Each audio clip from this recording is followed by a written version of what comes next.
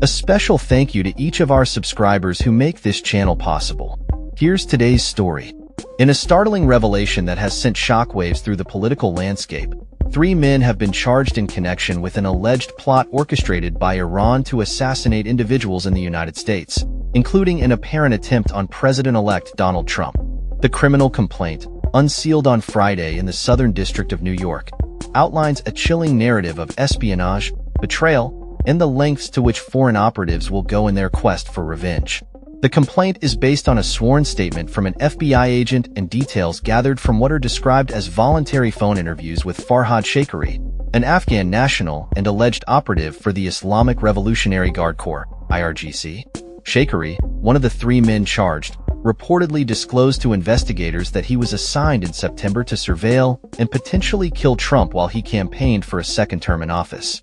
The plot thickened on October 7th, the anniversary of the Hamas massacre of Israelis last year, when Shakari was given a deadline to devise a plan for the assassination. However, when Shakari failed to present a viable strategy, his IRGC contacts paused the operation, believing that it would be easier to target Trump after the election, as they suspected he would lose. President-elect Trump is aware of the attempted assassination plot by the Iranian terrorist regime, stated Stephen Chung, Trump's communications director. Nothing will deter President Trump from returning to the White House and restoring peace around the world. Alongside Shakari, his co-defendants Carlyle Rivera and Jonathan Lodeholt, both residents of New York City, are being held without bail following their appearance before a magistrate judge in Manhattan. The criminal complaint alleges that Rivera and Lodeholt were compensated by Iran to pursue an Iranian dissident, stalking her at her home and during a speaking event at Fairfield University. Shakari, believed to be in Iran, remains at large. The Iranian UN mission in New York declined to comment on the case. Masih Alinejad, a prominent Iranian defector and journalist, identified herself on social media as one of the victims named in the indictment. Alinejad, who resides in Brooklyn, has been targeted for assassination by Iranian operatives multiple times on U.S. soil, according to investigators.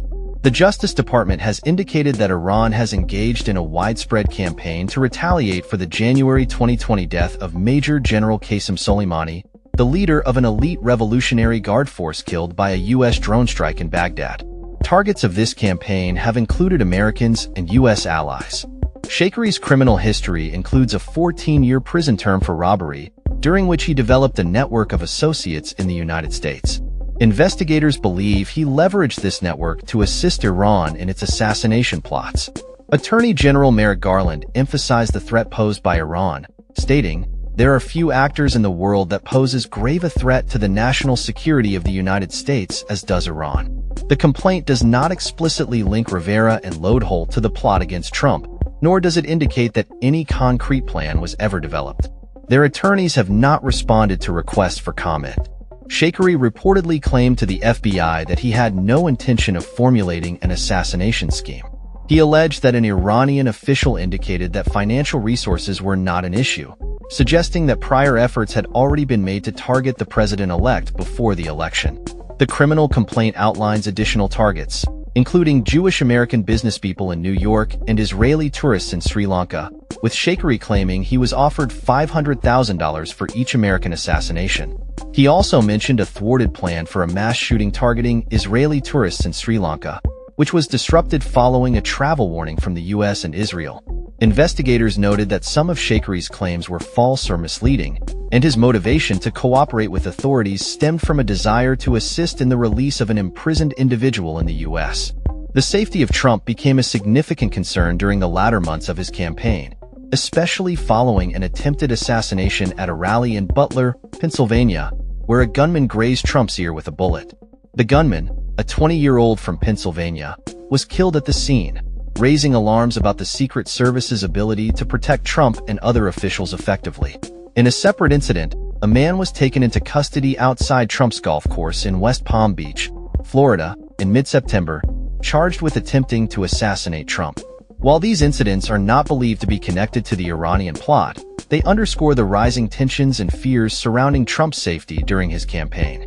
Reports indicated that after being briefed on Iran's alleged efforts, Trump's campaign requested military aircraft for travel and expanded flight restrictions over his residences and rallies, marking unprecedented security measures for a former president or political candidate. The implications of the Iranian plot are far-reaching, raising questions about national security, foreign relations, and the lengths to which adversarial nations will go to undermine American democracy. As the investigation continues and more details emerge, the potential ramifications for U.S.-Iran relations remain uncertain.